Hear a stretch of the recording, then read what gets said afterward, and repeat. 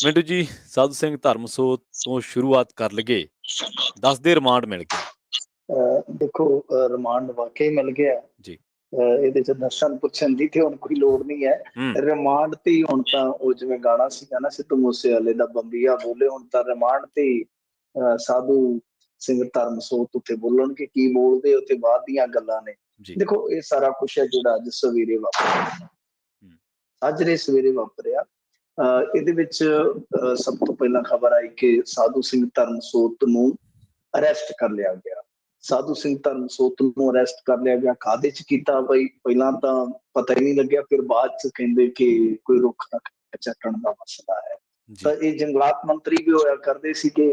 ਤਾਂ ਉਹਦੇ ਚ ਦੇਖੋ ਕੀ ਹੁੰਦਾ ਕਿ ਮੀਡੀਆ ਦੇ ਹਿੱਸੇ ਚ ਜਦੋਂ ਜਾਣਕਾਰੀ ਆਉਂਦੀ ਹੈ ਉਹ ਕਈ ਵਾਰ ਹੁੰਦਾ ਕੀ ਹੈ ਕਿ ਅੱਧ ਅਧੂਰੀ ਹੁੰਦੀ ਹੈ, ਸ਼ੱਕ ਰਹਿੰਦਾ ਹਮੇਸ਼ਾ ਕਿ ਬਈ ਉਹਦੇ ਚ ਕੀ ਡਿਟੇਲ ਹੋਏਗੀ, ਕੀ ਤਫਸੀਲ ਹੋਏਗੀ। ਜੋ FIR ਇਹਨਾਂ ਨੇ ਦਰਜ ਕੀਤੀ ਆ, ਤਾਂ ਬੜੀ ਇੱਕ ਵਿਚਿੱਤਰ ਜੀ ਗੱਲ ਲੱਗੀ ਕਿ 12-1-1:30 ਵਜੇ ਤੱਕ ਆਮ ਪੱਤਰਕਾਰਾਂ ਦੇ ਕੋਲ FIR ਕਾਪੀ ਨਹੀਂ ਸੀ ਪਹੁੰਚ ਰਹੀ, ਜਦ ਕਿ ਅਸੀਂ ਦੇਖਿਆ ਕਿ ਸਿਕਿਉਰਿਟੀ ਵਾਲੀ ਲਿਸਟ ਜਦ ਹੀ ਆ ਗਈ ਸੀ ਬਾਹਰ ਜੀ, ਜਿਹੜਾ ਮਤਲਬ ਕਿ ਬਹੁਤ ਜ਼ਿਆਦਾ ਸੈਂਸਿਟਿਵ ਮੁੱਦਾ ਸੀਗਾ, ਉਹ ਬਹੁਤ ਜਲਦੀ ਵਾਇਰਲ ਹੋ ਗਈ ਚੀਜ਼। ਤਾਂ ਸ਼ਾਇਦ ਉਸ ਚੀਜ਼ ਤੋਂ ਸਬਕ ਲਿਆ ਗਿਆ, ਤਾਂ ਬਹੁਤ ਲੇਟ ਜਾ ਕੇ FIR ਜਿਹੜੀ ਆ ਫਿਰ ਉਹ ਐਕਸੈਸ ਹੋ ਪਾਈ। ਤਾਂ ਉਹਦੇ ਵਿੱਚ ਜੋ ਲਿਖਿਆ ਬਹੁਤ ਲੰਬਾ ਚੌੜਾ, ਇੱਕ ਤਾਂ ਹੁੰਦੀ ਨਾ ਕਹਾਣੀ, ਇਹ ਕਹਾਣਾ ਆ ਕਿ ਕਿਸ ਤਰ੍ਹਾਂ ਉਤਾਰਾਂ ਜੋੜ ਰਹੇ ਨੇ।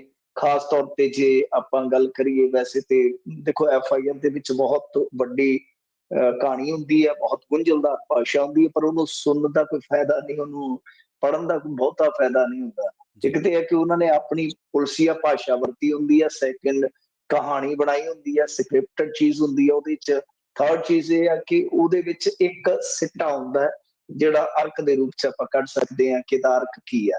ਤਾਂ ਅਰਕ ਇਹਦਾ ਇਹੋ ਹੀ ਨਿਕਲਦਾ ਹੈ ਇਸ ਸਾਰੀ ਚੀਜ਼ ਦਾ ਕਿ ਦੇਖੋ ਜੋ ਦੋਸ਼ ਲੱਗੇ ਆ ਕਿ ਇੱਕ ਠੇਕੇਦਾਰ ਤੋਂ, ਹੁਣ ਦੇਖੋ ਇਹ FIR ਨੇ ਹੀ ਅੱਗੇ ਨਤੀਜਾ ਤੈਅ ਕਰਨਾ ਹੁੰਦਾ ਹੈ ਜੀ, ਮਤਲਬ ਕਿ ਅੱਗੇ ਕੇਸ ਦਾ ਕੀ ਬਣੇਗਾ। ਤਾਂ ਤੁਸੀਂ ਦੇਖ ਲਓ ਕਿ ਕਿੱਦਾਂ ਕਹਾਣੀ ਤੁਰਦੀ। ਮੈਂ ਜਿਵੇਂ ਕਿਹਾ ਕਿ ਅਰਕ ਹੁੰਦਾ ਹੈ ਕਿ ਕਿਹਨੇ FIR ਕਰਾਈ ਹੈ, ਉਹ ਮਤਲਬ ਕਿ ਸਰਕਮਸਟਾਂਸਸ ਕਿਸ ਤਰ੍ਹਾਂ ਦੇ ਨੇ ਜਦੋਂ FIR ਦਰਜ ਕੀਤੀ ਜਾਂਦੀ ਹੈ, ਸਬੂਤ ਉਹਦੇ ਚ ਕਿੰਨੇ ਕੁ ਪੁਖਤਾ ਨੇ। ਤਾਂ ਇਹ ਇੱਕ ਠੇਕੇਦਾਰ, ਔਰ ਵੈਸੇ ਤੇ ਜੇ ਤੁਸੀਂ ਦੇਖੋਗੇ ਕਿ ਇੱਕ DFO ਤੇ ਇੱਕ ਠੇਕੇਦਾਰ ਦੀ ਮੇਰੇ ਖਿਆਲ ਦੇ ਨਾਲ ਪਿਛਲੇ ਦਿਨ ਹੀ ਅਰੈਸਟ ਹੋਈ। ਉੱਥੋਂ ਕਹਾਣੀ ਨੂੰ ਜੋੜਿਆ ਇਹਨਾਂ ਨੇ ਕਿ ਇੱਕ ਜਿਹੜਾ ਠੇਕੇਦਾਰ ਆ ਉਹਦੀ ਡਾਇਰੀ ਦੇ ਵਿੱਚ ਸਭ ਕੁਛ ਲਿਖਿਆ ਪਿਆ। ਮਤਲਬ ਕਿ ਹੁਣ ਦੇਖੋ ਕਹਾਣੀ ਕੀ ਹੈ ਕਿ ਸਿੱਧੇ ਤੌਰ ਤੇ ਕੋਈ ਆਮ ਆਦਮੀ ਪਾਰਟੀ ਨੇ ਕੋਈ ਜਾਂਚ ਪੜਤਾਲ ਕਰਕੇ ਨਹੀਂ ਅਰੈਸਟ ਕੀਤੀ। ਇਹ ਗੱਲ ਨੋਟ ਕਰੋ। ਗੱਲ ਕਿੱਥੋਂ ਚੱਲ ਰਹੀ ਹੈ ਕਿ ਕਿਸੇ ਠੇਕੇਦਾਰ ਨੇ ਆਪਣੀ ਡਾਇਰੀ ਚ ਜੋ ਰਿਸ਼ਵਤ ਦਿੱਤੀ ਹੈ ਉਹ ਬਕਾਇਦਾ ਨੋਟ ਕਰ ਰੱਖੀ ਹੈ। ਤਾਂ ਉਹਨੇ ਸਿਲਸਿਲੇਵਾਰ ਤਰੀਕੇ ਦੇ ਨਾਲ ਜੋ 2017 ਤੋਂ 22 ਤੱਕ ਚੱਲਦਾ ਹੈ, ਤਾਂ ਉਹਦੇ ਵਿੱਚ ਕਿਸ ਤਰ੍ਹਾਂ ਰਿਸ਼ਵਤ ਦਾ ਪੈਸਾ ਦਿੱਤਾ, ਤਾਂ ਉਹ ਮਤਲਬ ਕਿ ਦੱਸਦਾ ਹੈ ਕਿ ਜਿਵੇਂ ਮੈਂ ਰੁੱਖਾਂ ਦੀ ਠੇਕੇਦਾਰੀ ਕਰਦਾ ਸੀ, ਖੈਰ ਦੀ ਲੱਕੜ ਚਾਹੀਦੀ ਸੀ, ਤਾਂ ਜਿਵੇਂ ਲਾ ਲਓ ਕਿ 7000 ਰੁੱਖ ਕਿਤੇ ਵੱਢਣਾ ਸੀਗਾ, ਤਾਂ ਉਹਦੇ ਵਿੱਚ ਕੀ ਹੋਇਆ ਕਿ ਇੱਕ ਤਰ੍ਹਾਂ ਨਾਲ ਹਿੱਸਾ ਰੱਖਿਆ ਗਿਆ। 500 ਰੁਪਇਆ ਮੰਤਰੀ ਦਾ ਜਾਊਗਾ, 200 ਰੁਪਇਆ DFO ਦਾ ਹੋਏਗਾ, ਫਿਰ ਰੇਂਜ ਅਫਸਰ ਤੇ ਜਾਂ ਵਨ ਗਾਰਡ ਜਿਹੜੇ ਹੋ ਗਏ 100 ਰੁਪਇਆ।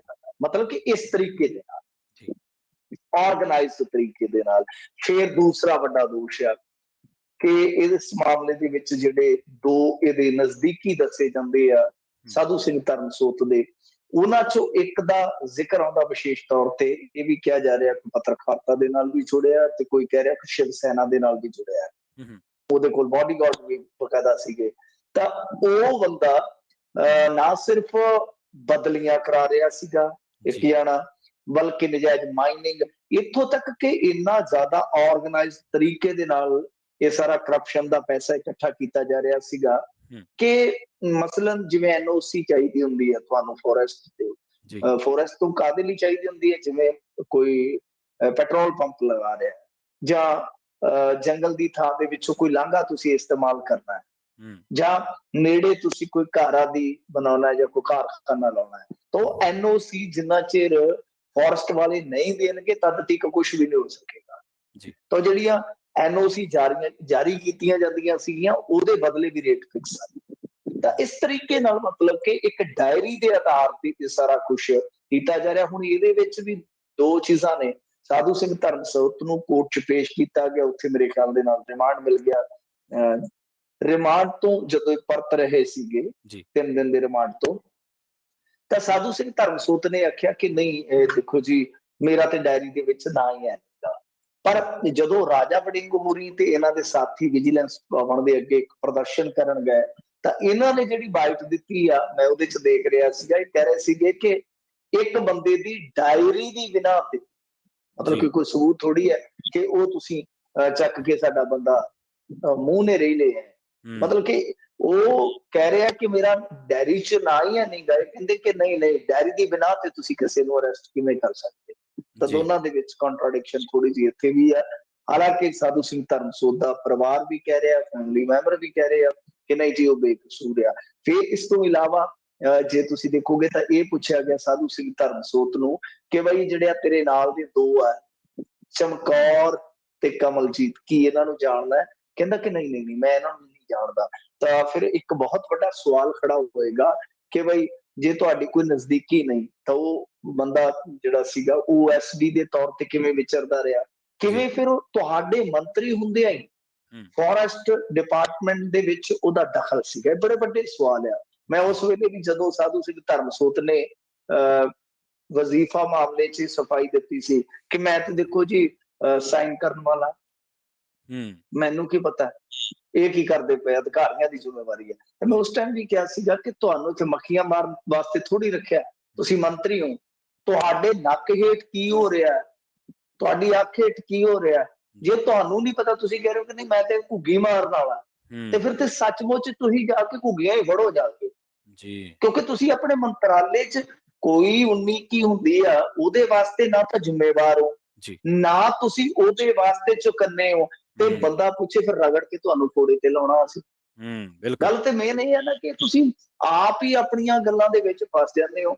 ਸੋ ਬੜੇ ਦੋਸ਼ ਸੀਗੇ, ਪਤਾ ਹੀ ਸੀਗਾ ਕਿ ਕਹਾਣੀਆਂ ਕਿੱਧਰ ਨੂੰ ਜਾਂਦੀਆਂ। ਮਿਸਾਲ ਦੇ ਤੌਰ ਤੇ ਇੱਕ ਬਿਸਤ ਦੁਆ ਪ੍ਰੋਜੈਕਟ ਵਾਲਾ ਹਾਲੇ ਤਾਂ ਇਹਨਾਂ ਕੁਛ ਵੀ ਨਹੀਂ ਫੋੜਿਆ। ਆਮ ਆਦਮੀ ਪਾਰਟੀ ਵਾਲੇ ਕਾਲੀ ਕਰਕੇ, ਸ਼ਾਇਦ ਜਿਮਨੀ ਚੋਣ ਕਰਕੇ। ਬਿਸਤ ਦੁਆ ਪ੍ਰੋਜੈਕਟ ਅਸੀਂ ਦੱਸ ਦਿੰਦੇ ਹਾਂ ਕਿ ਕਿੱਥੇ ਗੜਬੜੀ। 24,000 ਰੁੱਖ ਤੇ ਇਕੱਲਾ ਉੱਥੇ ਕੱਟਿਆ ਗਿਆ ਸੀ ਲੀਗਲ ਢੰਗ ਦੇ ਨਾਲ। ਉਹ ਰੌਲਾ ਪੈ ਗਿਆ, 3 ਅਫਸਰ ਲੜ ਪਏ, ਸਾਨੂੰ ਸਾਰਾ ਪਤਾ ਹੈ। ਉਸ ਤੋਂ ਬਾਅਦ ਇਹਨਾਂ ਨੇ ਕਿਸ ਤਰ੍ਹਾਂ ਮਾਮਲਾ ਕੱਜ ਦਿੱਤਾ, ਪੰਜਾਬੀ ਮੀਡੀਆ ਵੈਸੇ ਵੀ ਅੱਜ ਕੱਲ ਥੋੜਾ ਜਿਹਾ ਸਲੀਪਿੰਗ ਮੋਡ ਤੇ ਚੱਲਦੇ ਨੇ, ਚੀਜ਼ਾਂ ਤੋਂ ਬੇਖਬਰ। ਉਹ 3 ਟੌਪ ਮੋਸਟ ਜਿਹੜੇ ਸੀਗੇ ਨਾ ਇਹਨਾਂ ਦੇ ਮਤਲਬ ਸੀਨੀਅਰ ਅਧਿਕਾਰੀ, ਉਹ ਲੜ ਪਏ, ਇੱਕ ਦੂਜੇ ਤੇ ਦੋਸ਼ ਲਾਇਆ ਉਹਨਾਂ ਨੇ, ਇਹਨ ਕੀਤਾ। ਬਿਸਤ ਦੁਆ ਪ੍ਰੋਜੈਕਟ ਉਹਦੇ ਵਿੱਚ 24-25,000 ਰੁੱਖ ਕੱਟਿਆ ਗਿਆ। ਪਰ ਅਮਰਿੰਦਰ ਸਿੰਘ ਤੇ ਇੱਕ ਐਸਾ ਸ਼ਾਸਕ ਸੀ ਉਸ ਟਾਈਮ ਕਿ ਉਹਦਾ ਕੰਮ ਇਹ ਨਹੀਂ ਸੀਗਾ ਕਿ ਚੋਰੀ ਰੋਕੇ। ਉਹਦਾ ਕੰਮ ਇਹ ਸੀ, ਜਿਵੇਂ ਉਹ ਇੱਕ ਕਹਾਵਤ ਹੈ, ਚਾਚਾ ਚੋਰ ਭਤੀਜਾ ਕਾਜੀ, ਤੇ ਉਸੇ ਤਰ੍ਹਾਂ ਉਹਦਾ ਕੰਮ ਕੀ ਸੀਗਾ ਕਿ ਕਿਸੇ ਤਰੀਕੇ ਦੇ ਨਾਲ ਨਾ ਬਸ ਮਤਲਬ ਕਿ ਇਹਨਾਂ ਖਬਰਾਂ ਤੋਂ ਨਜ਼ਰ ਹਟਾਓ, ਦਫਾ ਕਰੋ, ਰੌਲਾ ਨਾ ਪਏ। ਤਾਂ ਗੱਲ ਇਹ ਆ ਕਿ ਬਹੁਤ ਕੁਝ ਸੀਗਾ ਉਸ ਸਮੇਂ ਚੱਲ ਰਿਹਾ ਸੀਗਾ। ਇਹ ਹਾਲ ਦੀ ਘੜੀ ਇਹ ਜਿਹੜੀ FIR ਹੈ, ਬੇਸ਼ੱਕ ਕਮਜ਼ੋਰ ਨਜ਼ਰ ਆਉਂਦੀ ਹੋਵੇ ਪਹਿਲੀ ਸੱਟੀ, ਪਰ ਹੋ ਸਕਦਾ ਆਉਣ ਵਾਲੇ ਦਿਨਾਂ ਦੇ ਵਿੱਚ, ਕਿਉਂਕਿ ਇਹਦੇ ਚ ਸੰਗਤ ਸਿੰਘ ਅਗਲੀਜੀਆਂ ਨੂੰ ਵੀ ਪਾ ਲਿਆ। ਲੋਕ ਮਜ਼ਾਕ ਕਰਦੇ ਆ ਕਿ ਸਾਧੂ ਵੀ ਚੱਲਿਆ ਤੇ ਸੰਗਤ ਸਿੰਘ ਉਹ ਵੀ ਫੜਿਆ ਗਿਆ। ਸਾਧੂ ਤੇ ਸੰਗਤ ਉਹ ਤਾਂ ਜੇਲ੍ਹ ਨੂੰ ਹੋ ਗਏ, ਤੇ ਦੁਨੀਆ ਕਿਹਦੇ ਆਸਰੇ ਬਈ ਯਕੀਨ ਕਰੇ ਹੁਣ, ਇਹ ਤਾਂ ਸਾਰੇ ਉਧਰ ਨੂੰ ਤੁਰ ਪਏ ਨੇ। ਤਾਂ ਗੱਲ ਇਹ ਆ ਕਿ ਠੀਕ ਹੈ, ਮਜ਼ਾਈਆ ਚੱਲਦੇ ਅੱਜ ਕੱਲ ਅੰਦਾਜ਼ ਇੱਥੇ ਸੋਸ਼ਲ ਮੀਡੀਆ ਤੇ, ਜੋਕ ਬਣ ਜਾਂਦੇ ਆ, ਮੀਮ ਬਣ ਜਾਂਦੇ ਜਦੋਂ ਇਹੋ ਜਿਹਾ ਮਸਲਾ ਹੁੰਦਾ ਹੈ। ਪਰ ਵੱਡਾ ਸਵਾਲ ਇਹ ਆ ਕਿ ਬੇਸ਼ੱਕ ਮੁੱਢਲੇ ਤੌਰ ਤੇ FIR ਤੇ ਸਵਾਲ ਉੱਠਣ ਚਾਹੇ ਇਸ ਤਰ੍ਹਾਂ ਲੱਗੇ ਕਮਜ਼ੋਰ ਆ, ਪਰ ਮੈਂ ਜਿਵੇਂ ਕਿਹਾ ਕਿ ਬਹੁਤ ਕੁਝ ਹੋ ਰਿਹਾ ਖੋਲਣ ਨੂੰ। ਜੇ ਖੋਲ ਲੈਂਦੇ ਆ ਤੇ ਮੇਰੇ ਖਿਆਲ ਦੇ ਨਾਲ ਕੱਲੇ ਮੰਤਰੀ ਨਹੀਂ, ਇਹ ਤੇ ਦੇਖੋ ਬੜੀਆਂ ਚਲੋ ਕੜੀਆਂ ਜੇ ਜੋੜਨਗੇ ਤਾਂ ਬਹੁਤ ਵੱਡੇ ਵੱਡੇ ਆਫੀਸਰ ਵੀ ਸ਼ਾਮਲ ਹੋਣਗੇ ਔਰ ਉਹ ਤੁਹਾਨੂੰ ਲੱਭ ਵੀ ਜਾਣਗੇ। ਸੋ ਇਸ ਕਰਕੇ ਵੇਖਣਾ ਪਏਗਾ ਕਿ ਭਾਈ ਇਸ ਮਾਮਲੇ ਦੇ ਵਿੱਚ ਕੌਣ ਜ਼ਿੰਮੇਵਾਰ ਆ। ਔਰ ਸਭ ਤੋਂ ਵੱਡੀ ਗੱਲ ਕਿ ਤੁਸੀਂ ਟਰੀ ਗਾਰਡ ਦੇ ਵਿੱਚ ਵੀ ਇਸ ਟਾਈਮ ਦੋਸ਼ਾਂ ਦਾ ਸਾਹਮਣਾ ਕਰ ਰਹੇ ਹੋ।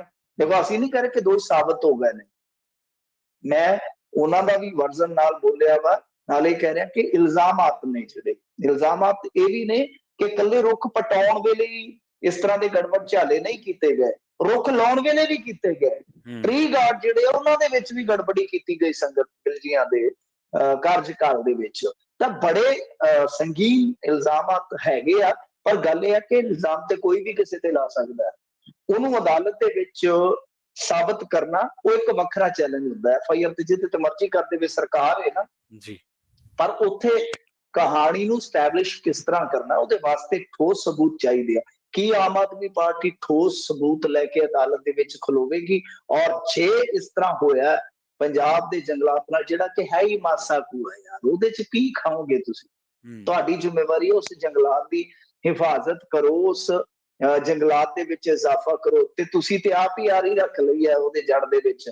ਸੋ ਇਸ ਕਰਕੇ ਇਹ ਬਹੁਤ ਗਲਤ ਕੀਤਾ ਮੇਰੇ ਖਿਆਲ ਦੇ ਨਾਲ। ਇਹਦੇ ਵਿੱਚ ਹੋਣਾ ਕੀ ਚਾਹੀਦਾ ਹੈ ਕਿ ਜੇ ਕੋਈ ਜੰਗਲਾਤ ਵਾਲੇ ਮਾਮਲੇ ਦੇ ਵਿੱਚ, ਚਾਹੇ ਉਹ ਮੰਤਰੀ ਹੈ ਚਾਹੇ ਟੌਪ ਦਾ ਕੋਈ ਬਿਊਰੋਕਰੇਟਸ ਆ, ਜੇ ਉਹ ਇਸ ਤਰ੍ਹਾਂ ਕਰਦੇ ਆ, ਉਹਨਾਂ ਤੇ ਐਕਸਟਰਾ ਹੁਣ ਜਿਹੜੀਆਂ ਧਾਰਾ ਲੱਗੀਆਂ, ਮੈਂ ਪੜ੍ਹਦਾ ਪਿਆ, ਕਿਸੇ ਚ ਸਾਲ ਕੈਦ ਆ, ਕਿਸੇ ਚ ਕਿੰਨੀ ਆ, ਕਿਸੇ ਚ ਕਿੰਨੀ ਆ, ਇਹਨਾਂ ਤੇ ਤਾਂ ਧਾਰਾ ਇਸ ਤਰ੍ਹਾਂ ਦੀ ਲੱਗਣੀ ਚਾਹੀਦੀ ਹੈ, ਕਿਉਂਕਿ ਇਹ ਇਨਸਾਨੀਅਤ ਨਾਲ ਜੁੜਿਆ ਮਸਲਾ ਹੈ, ਇਹ ਵਾਤਾਵਰਨ ਨਾਲ ਜੁੜਿਆ ਮਸਲਾ ਹੈ। ਜੇ ਇਹਦੇ ਵਿੱਚ ਕਾਨੂੰਨ ਹੁੰਦਾ, ਮੇਰੇ ਖਿਆਲ ਦੇ ਨਾਲ ਘੱਟੋ ਘੱਟ ਉਮਰ ਕੈਦ ਚਾਹੀਦੀ ਹੈ ਨਾ, ਘੱਟੋ ਘੱਟ ਉਮਰ ਕੈਦ ਹੋਣੀ ਚਾਹੀਦੀ ਹੈ ਜਿਹਦੇ ਤੇ ਦੋਸ਼ ਸਾਬਤ ਹੁੰਦੇ ਆ ਕਿ ਬਾਈ ਚੱਲ, ਜਿਵੇਂ ਤੂੰ ਕਤਲ ਦੀ ਸਜ਼ਾ ਪਾਉਣਾ ਤਾਂ ਘੱਟੋ ਘੱਟ ਉਮਰ ਕੈਦ ਹੁੰਦੀ ਹੈ 20 ਸਾਲ, ਚੱਲ ਉਹਦੇ ਵਾਸਤੇ ਤੈਨੂੰ 20 ਸਾਲ ਦਾ ਮੱਠਾ। ਤਾਂ ਉਸੇ ਤਰ੍ਹਾਂ ਹੀ ਚਾਹੀਦਾ ਕਿ ਜਿਹੜਾ ਜਿਉਣ ਦਾ ਅਧਿਕਾਰ ਆ, ਜੇ ਤੁਸੀਂ ਲੋਕਾਂ ਦੇ ਜਿਉਣ ਦੇ ਅਧਿਕਾਰ ਤੇ ਲਾਪਰਵਾਹੀ ਵਰਤ ਰਹੇ ਹੋ ਜਾਂ ਉਹਦੇ ਵਿੱਚ ਤੁਸੀਂ ਹੇਰਾਫੇਰੀ ਕਰ ਰਹੇ ਹੋ, ਤਾਂ ਮੇਰੇ ਖਿਆਲ ਦੇ ਨਾਲ ਬਹੁਤ ਸਖਤ ਸਜ਼ਾ ਚਾਹੀਦੀ ਹੈ।